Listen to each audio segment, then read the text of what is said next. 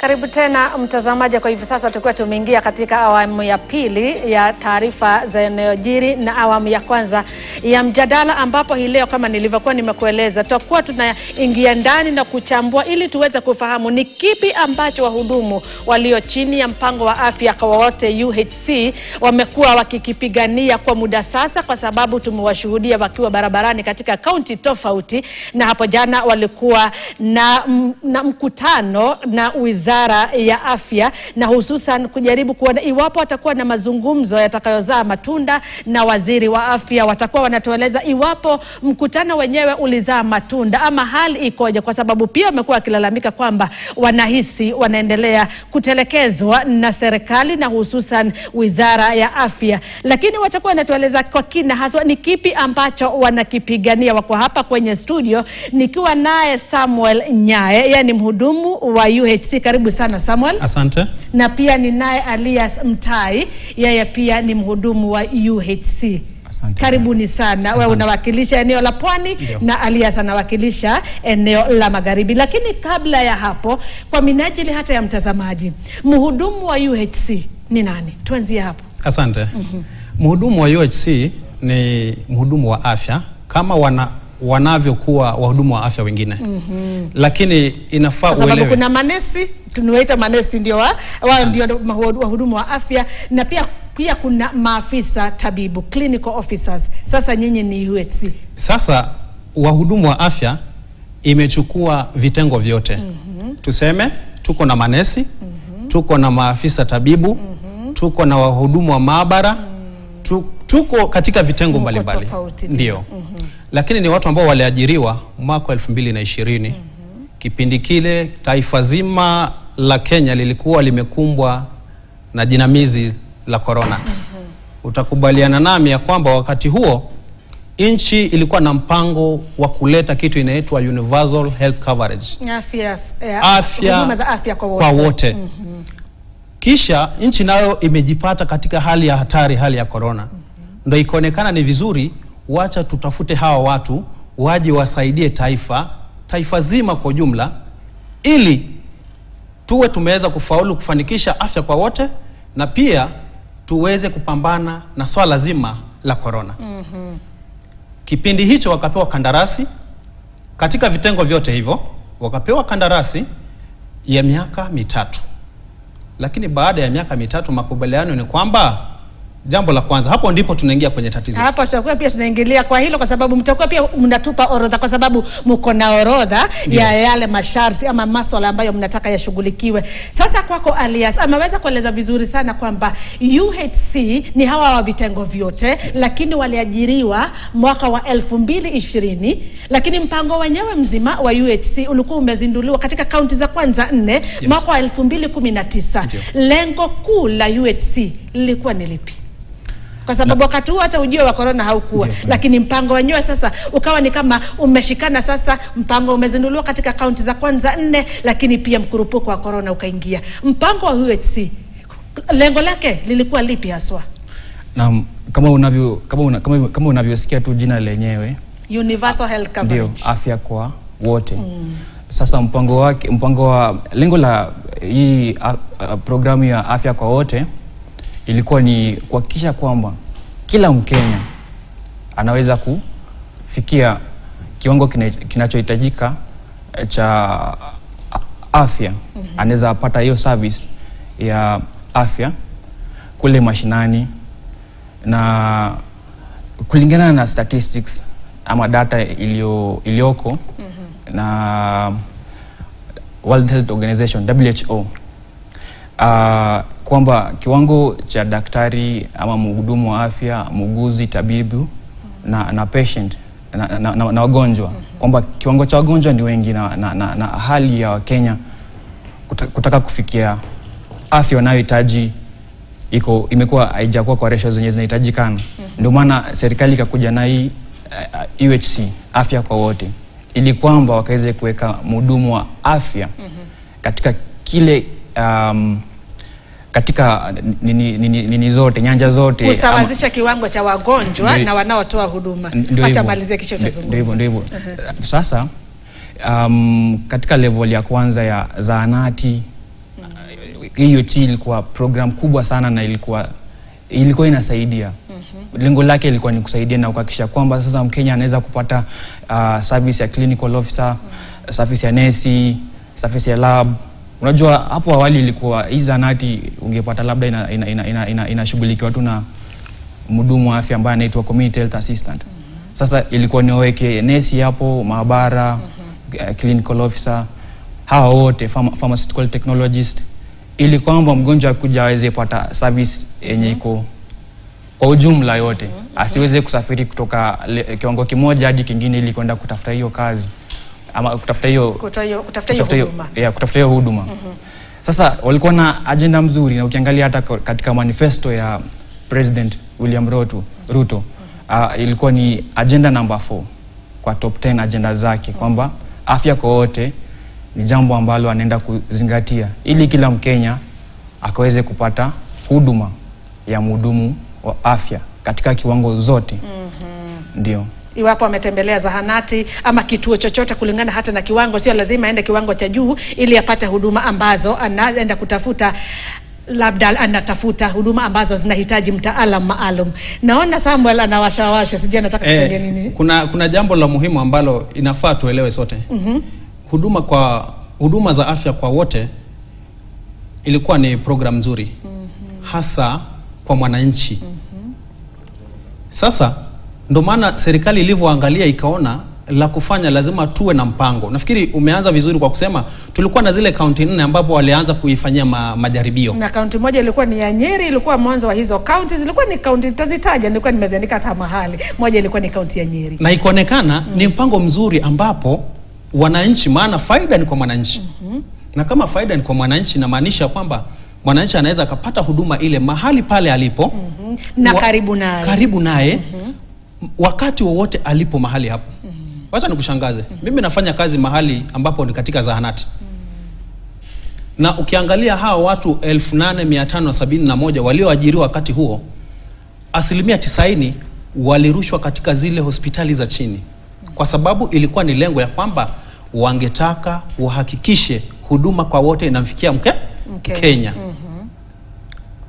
Lakini kuna mahali tulienda tukajisahau ya kwamba yule ambaye tumemweka pale ni kama hatumuhitaji tena.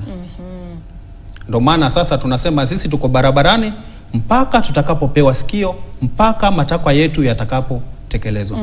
Ndio. Na sasa wakati kabla hata hatujafika, kwa sababu tutakuja hapo, kwa sababu hata kiini cha mjadala huu ni kile ambacho kinawafanya mtoke kula kwenye zahanati ama kituo chochote cha afya, mjitokeze barabarani. Na pia juzi mliwasilisha malalamishi yenu na baadhi ya wabunge hata walisemezana na nyinyi. Mpango mzima mahali tumefika sasa tangu huo mwaka 2019 na wakati sasa nyinyi mlipoajiriwa 2020 na hadi sasa mwaka 2025, umefanikiwa, umepiga hatua ama uko katika hali ya wastani, ama hata haueleweki unaelekea mbele wala nyuma, ama ni hali ya mchanganyiko tu? Hata sijui. Samuel anza kwanza. Wacha nianze. Asilimia kubwa tunasema kunayo manufaa yake ambayo tumeanza kuyaona. Kwa sababu kama kuna mtu ambaye kusafiri kutoka mahali fulani mpaka mahali fulani ili akapatane na tabibu, saa hizo safari zimefanya nini? Zimekwisha. Zimepungua. Gharama ya usafiri imefanya kwenda kutafuta matibabu. Kwa sababu zahanati kila mtaa. Kwa hivyo kwa mgonjwa tunaweza sema ni sawa kwa kiwango fulani, japo kichache kunayo faida. Lakini kunayo mambo ambayo lazima tuweze kuyaangalia na tuseme hapa hatuendi sawa. Tutakuwa tunaangalia hayo, na kuna hoja ambayo pia ameweza kuitoa, hoja nzuri, na pia ningetaka mtupe picha halisi. Amesema kwamba zahanati zipo karibu na wananchi, lakini zahanati zenyewe ni zahanati za kutoa huduma iliyo bora, ama ni bora huduma tu, ama ni zahanati ambazo hata mgonjwa anatembea hazina hata mhudumu. Kwa sasa wacha niweze kusawazisha hiyo hoja langu kwamba ndio tuliweza kuwekwa katika level za kwanza, kiwango cha kwanza cha afya. Kutoka level 1 ambayo ni dispensary ama zahanati, level 2 ambayo ni health center, level 2 3, alafu hadi sub county, hadi pia kwa sababu ya upungufu na ukosefu wa hudumu wa afya, bado wengine ilisemekana hamtaweza kwenda wote jaza hizo vipengo vilivyo katika afya. Sasa wengine watakuja bado kwenye facilities national, wengine kwa level 5 wapi hizo. Sasa lakini hali ilivyo kwa sasa ni kwamba wenye tuko hapa sasa hivi hospitali zimeshafungwa. Wakenya sasa hizi wanaumia. Hiyo service wamekuwa wakipata kwa hizi miaka 5 zenye tumekuwa kwa sababu ya hii program ya UHC. Sasa hizi ni kama inasimama na Wakenya wanaumia, hali uko chini si rahisi. Na idadi ya wagonjwa ambao tunaona katika hiyo level 1, level 2 health centers na dispensaries ni idadi kubwa. Na bado asilimia 90 ya wagonjwa tunaoona na ambao wanaenda kushughulikia huko mbele wanaonekana katika hizi facilities. Na kwamba ni kiwango tu kidogo wenye wanahitaji kulazwa ndio watafika kwa level ya sub county, level 4 and above. So kumaanisha, na unajua Mkenya wa kawaida wengi wanaenda na hizi shida za kawaida, shida za kiali ya maisha nini. Lakini sasa haya mambo tunavyoongea sasa hizi haiko inaendelea tena kwa sababu sisi tumehujumiwa na kwamba kuna mambo ambayo hayajazingatiwa. Na tumekuwa tumeelezea mara mingi. Huu mjadala umekuwa bungeni kwenye National Assembly, huu mjadala umekuwa kwenye Senate na kuna mikutano za committee zenye zimekuwa zikifanywa na reports zimeandikwa mara kadhaa na haijaweza kuzingatiwa. So kila mara tukijaribu kuja kama tunapiga kelele kidogo, tunaona mjadala unaanza kwenye Senate, mjadala unaanza kwenye bunge, ila baada ya muda kidogo tu hivi tu watuone penye hiyo maneno inaenda. Na vile tumekuwa tunakuelezea Jumanne juzi tumekuwa hapa Nairobi. Ningetaka ushikilie hiyo hoja kwa sababu pia tutakuwa tunaizungumzia. Samuel, ningetaka utoe pia mchango wako. Asante. Swala lazima ambalo ulikuwa umeuliza ni bora huduma ama ni huduma bora. Naomba nianzie hapo. Huduma bora tunahitaji vitu kadha wa kadha. Tunahitaji dawa. Vifaa. Tunahitaji wafanyikazi. Wafanyikazi ndio hao wako barabarani. Je, yule aliye kule nyanjani atapata huduma? Hayo ni baadhi ya pia ya masuala ambayo tutakuwa pia tunaangalia hapa, tukizingatia swala la huduma bora, sio bora tu huduma kwa sababu vituo kama jinsi ambavyo mmesema, vituo vipo na vinaendelea hata kujengwa kwenye kaunti. Magavana wanajitahidi kujenga hivyo vituo vya afya, lakini je, kuna dawa, kuna wahudumu wa kutosha, kuna vifaa vya kutosha, teknolojia, mnapata teknolojia ambayo inaendana pia na wakati wa sasa? Tutakuwa pia tunazungumzia na hilo, lakini kabla hatujafikia kwa masuala yenu binafsi, tukiangalia mpango mzima, ni mpango ambavyo jinsi ulivyokuwa umeratibiwa, ulikuwa ni mpango uliofaa kumsaidia Mkenya hata wa mapato ya kiwango cha chini, lakini hali inaonekana mambo yakageuka yakawa tofauti. Lakini mbona kuna kaunti ambazo zimeandikisha matokeo mazuri? Kwa mfano kama kaunti ya Makueni ni miongoni mwa kaunti ambazo zimefanikiwa tangu mwanzo wakati wa gavana Kivutha Kibwana na hadi sasa. Idadi ya vifo vya kina mama wajawazito pamoja na wakati wanapojifungua, afya ya mtoto hata baada ya mama kujifungua, idadi ya vifo kaunti ya Makueni vimepungua kwa kiwango kikubwa. Hiyo ni moja tu ya kaunti, kwa sababu kuna kaunti kadhaa ambazo zimeweza kufanikiwa. Uko katika eneo la Pwani, Alliance yuko katika eneo la Magharibi. Ningetaka kila mmoja asimulie kisa cha kwake. Hali ikoje kaunti ya kule maeneo ya Pwani? Maeneo ya Pwani, wacha nianze na kaunti yangu ninayotoka. Kaunti ya Kwale. Zahanati zinajengwa kila siku, lakini dawa zinapatikana, lakini si kila dawa zitapatikana. Kwa hivyo inamaanisha kwamba zahanati zipo, wafanyikazi wapo. Hata wiki iliyopita kuna wengine wameweza kuajiriwa. Wangapi? Tunapoendelea nitakupea taswira vizuri. Lakini wanavyoajiriwa tunaangalia pia dawa. Kwa hivyo lazima tuangalie uongozi pia. Umesema vizuri, kwa Kivutha Kibwana mambo yanaendelea vizuri. Pwani baadhi ya kaunti zinafanya vizuri. Mfano kaunti gani? Kama Kwale, kuna baadhi ya vitu ambavyo zinaenda sawa. Sio kila kitu sio kila kitu kibaya.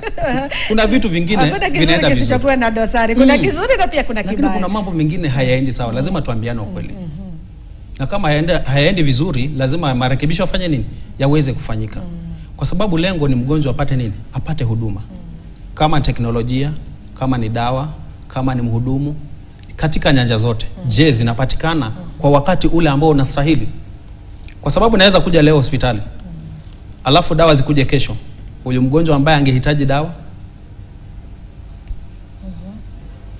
unaweza ukasema ni sawa, umeenda hospitali vizuri, lakini baada ya kufika pale hospitali upate nini? Upate kuna huduma fulani ambayo ilifaa uipate wakati huo, lakini haiko, na uambiwe mpaka wakati mwingine. Sasa tunasema mambo hayaendi sawa kutokana na uongozi. Kwa hivyo tunarudi pale kwa viongozi wetu. Lazima wawajibike. Asante. Umetupa kisa cha kwako, eneo la Kwale na hususan kaunti hiyo ya Kwale, ndio eneo la Pwani, hususan kaunti ya Kwale, mahali ambapo unahudumu. Na umehudumu kule kwa kipindi kipi? Tangu mwaka 2020?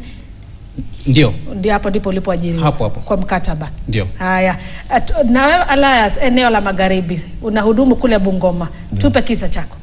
Hali ikoje? Sawa. Okay, nitajibu hiyo swali. Lakini ila ningependa kuemphasize kwamba nafasi yangu hapa leo nimekuja kama organizing secretary. Hamna tatizo. Lakini pia unazungumzia pia hali pia. Sasa hali ilivyo Bungoma kwa sasa si hali ya kufurahisha sana kwa sasa.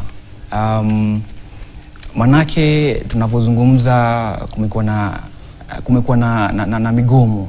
Migomo zenye zimekuwa zinaendelea, kwamba kulikuwa na mwaka ulipokuwa kianza kumekuwa na mgomo wa manesi. Nesi wameweza kurudi kazini, lakini kulikuwa na interruption ya services. Kwa sasa hivi tunavyoongea kuna mgomo wa maafisa wa kliniki, clinical officers, pamoja na wafanyikazi wote wa UHC. Na kwamba walioajiriwa katika huu programu wa UHC hawako kazi. Sasa inamaanisha hiyo nafasi wangekuwa wamesimama kupeana huduma kwa Wakenya imekuwa interrupted. So my community, watu wa jamii yangu huko Bungoma saizi wanalia, wanaumia. Unaona, wananipigia simu ama wanapigia wahudumu wenzangu simu kwamba mko wapi, tutasaidika aje? Ingawaje hali imekuwa tuseme ni on and off, siji the right word katika Kiswahili. Kwamba dakika moja mambo yako sawa, wakati mwingine mambo yanaenda dawa zinakuja, kazi inaendelea vizuri, mara nyingine dawa imeisha, alafu sasa hiyo muda unaochukuliwa ili kuhakikisha kwamba dawa zinafika si kitu yenye inafuata njia fulani, kwamba like it's not consistent. Iko kwa wakati mwingine wahudumu wa afya wanaumia. Alafu pia tukisema kwamba kuna changamoto katika uajiri wa wafanyikazi wa afya. Watasema tunataka kuajiri wafanyikazi wa afya, si ndio? Alafu sasa si mnaweza omba kazi. Watu wanajaribu kuomba kazi, but kuna wengine wanabaguliwa, sawa? Sisi wa UHC tungependa kuendelea kufanya kazi, kumake sure kazi inaendelea kufanyika, wagonjwa wanaendelea kushughulikiwa.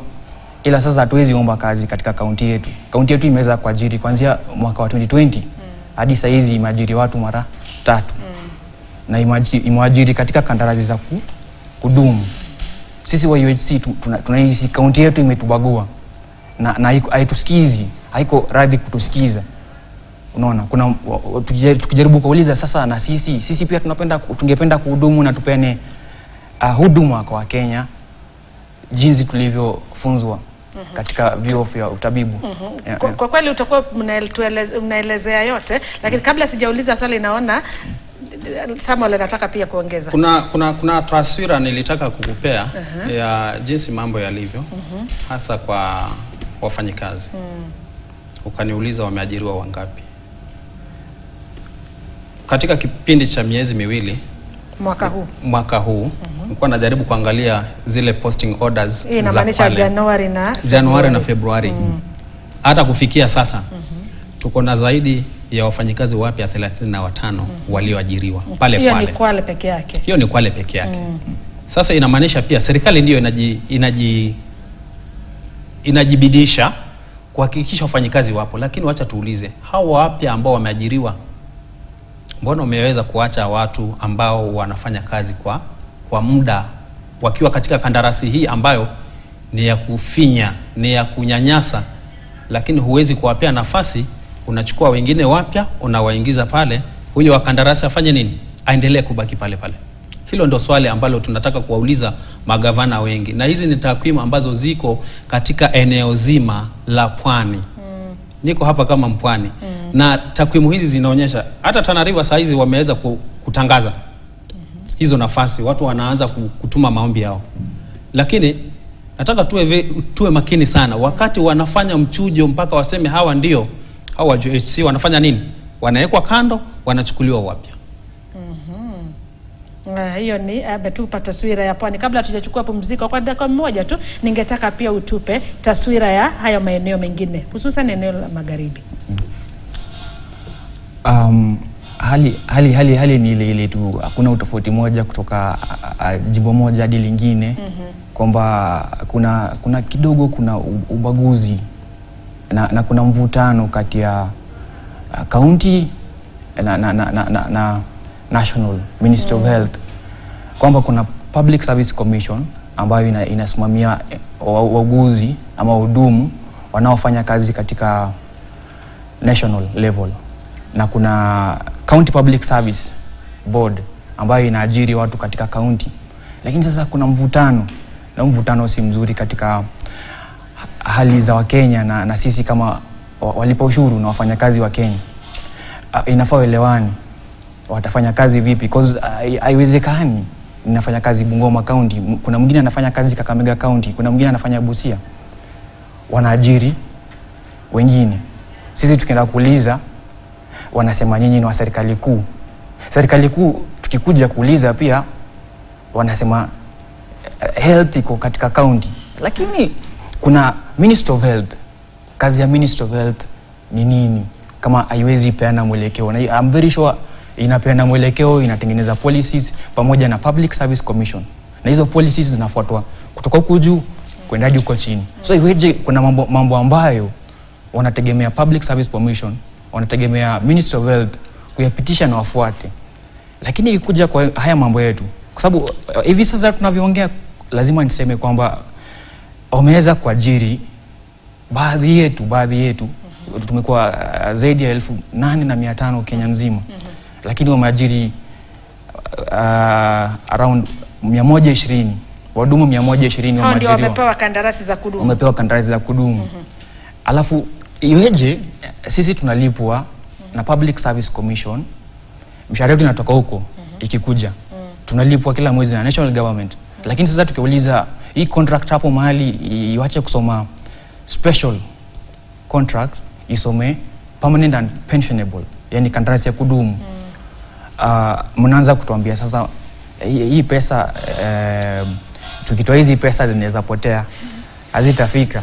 Lakini mshahara wetu mnatulipa kutoka national government. Sasa iweje hizi mshahara kidogo mnaweza tulipa, lakini sasa tukisema tu sasa tulipe basi kulingana na SRC, kwamba sisi kama UHC tuko hapa si kuitisha kwamba tuongezewe mshahara ama tupewe kitu kipya. La, tuko hapa kuuliza tu lipwe kulingana na kila mhudumu katika job group yetu, kiwango chake, na tuweze pia kuruhusiwa tusonge katika kiwango kingine, kwa sababu kwa miaka 5 ambayo imeisha kama mahali pamoja kama mhudumu wa afya nitasema ni hatari sana katika hali ya mgonjwa. Iwapo wewe utabaki hapo kwa hiyo sehemu kwa miaka 5 huwezi soma katika kulingana na sheria na miungano ya afya, kwamba inahitajika wewe ukiwa kiwango fulani, labda uliingia na kiwango cha diploma ama certificate, baada ya muda fulani serikali inafai kupatia nafasi uende shule. Si lazima iwe kwa pesa ya serikali. Kwa pesa yako inakuruhusu uende usome, uongeze ujuzi, uongeze elimu, ndio kuja upene services zenye inahitajikana. Kwa sababu service yenye inapeana kwa dispensary, kwa health center si tofauti na inapeana hapa Kenyatta. Hakuna utofauti. Afisa kliniki ni ule, medical officer ni ule, nurse ni ule tu, training tunaenda kupata training iliyo sawa. Sasa kwa nini kuwe na ubaguzi hapa katika national? Shikilia hapo sasa. Tukirejea hapo sasa ndipo sasa tutaingilia kwenye yale ambayo mnayapigania, liwe ni jambo la mishahara, aina ya kandarasi. Pia mtakuwa mnatuchorea picha halisi ya jinsi mnaitaka hiyo kandarasi kuwa. Mtazamaji, kufikia hapo nachukua pumziko fupi mno. Baadaye nitakuwa ninarejea tukiendelea na mjadala kuhusiana na masaibu ya wahudumu wa afya kwa wote UHC. Usiende mbali.